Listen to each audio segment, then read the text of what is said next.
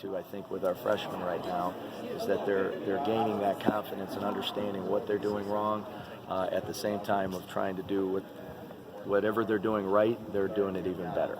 What are Iggy's biggest challenges going into his first college season? I mean, for defensively, offensively, just in general, I think overall the quickness at which plays happen on both ends of the floor. The shot you got in high school is going to be contested by a 6'7" guy a little bit faster this year. At the same time, the rebound that he got that was uncontested last year that he could dribble down the floor, there requires a box out. So it just, I mean, Iggy's really has a sharp IQ for the game of basketball, and he's one that can really take whatever you teach in the film room, he can take that and improve upon that the next practice and really hone in on that. So I think that his learning curve has been really good so far, and it's just the difference is just going to be him being able to do everything that he needs to do on both ends of the floor a step quicker and a step more efficient, because the rate and the level of play against him has gone up as well. And I think the great thing about him is he understands that. Okay, and yes. Coach says he loves to get out and run. Does that incentivize him at the defensive end on rebounds, steals, things like that? Yeah, I think with the way the game is going now, where you have quote unquote positionless basketball, that's a part of the game where I think you're going to continue to see that more and more. And with our group, it's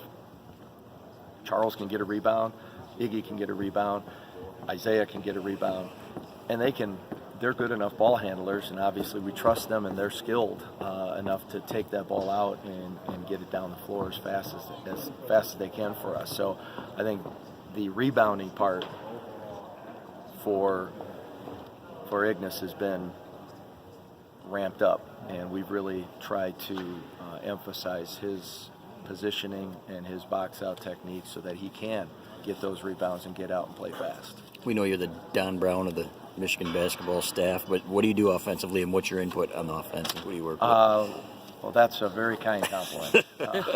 Coach Brown is the man. And I love watching him behind where we sit, just to divert, where we sit with our recruits behind games.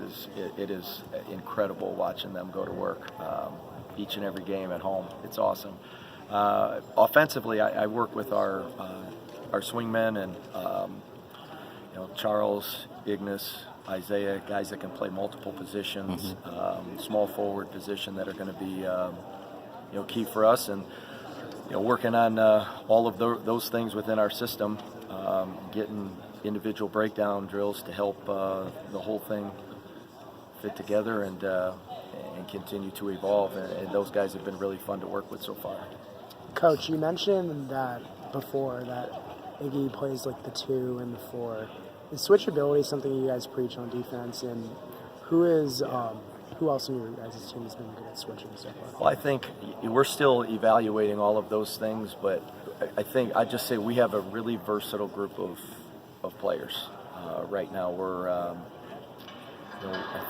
we've got a team toughness about us right now, and that'll be tested obviously during the year. But we do have a versatility to experiment with doing some different things this year. And we did a lot of that towards the end of the team last year with Muhammad and Charles. So that's the fun thing about our defensive unit. It's just going to keep evolving and keep growing into hopefully a really, really good and hopefully elite team by the end of the year. How would you, describe Isaiah's role in the offense last season? What type of job you guys envision playing this season? Offensively, I think Isaiah's he stayed in the summer, in the spring and summer, worked out with Sandman and really got in the gym and getting his shots up. So it was that understanding and learning from Duncan last year and seeing what that position is capable of and the importance of it, and his skill level. He dedicated that time to his body and his basketball skill. So last year he was understood the offense and he understood things, but he didn't have just a smooth flow about his game last year. And I think last year, I think he'd be the first to tell you that there was some hesitancy at times in his game. But from what we saw in Spain and then what we've seen so far in practice, he has developed a confidence about him that he didn't have last year. And you develop confidence because of the work you put in. And he's put in the work all summer long, and now he's, again, reaping the benefits of that by being a more aggressive, assertive, and confident player each and every day in practice. We know that Iggy can shoot. He didn't shoot any threes in Spain. Yeah. Are you working with him on giving him the green light and making sure that he has that aspect? Yeah, I think he'll earn the green light and through his reps. But a lot of times it was just for freshmen, it's just understanding. And it kind of goes back to a previous question. Just sometimes as a high school player, you think you can get to a certain spot because you were just physically better, quicker than the other guy. And a lot of times that's true.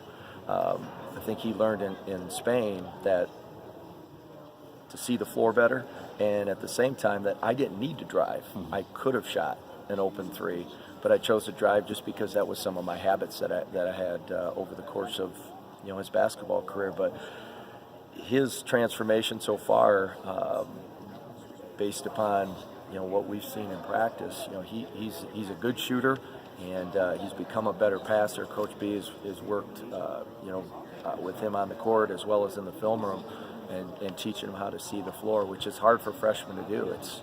It's a different type of game, and he's really responded to that well so far. We're excited to see him make some this year. Does Isaiah's ankle injury he suffered last year kind of play in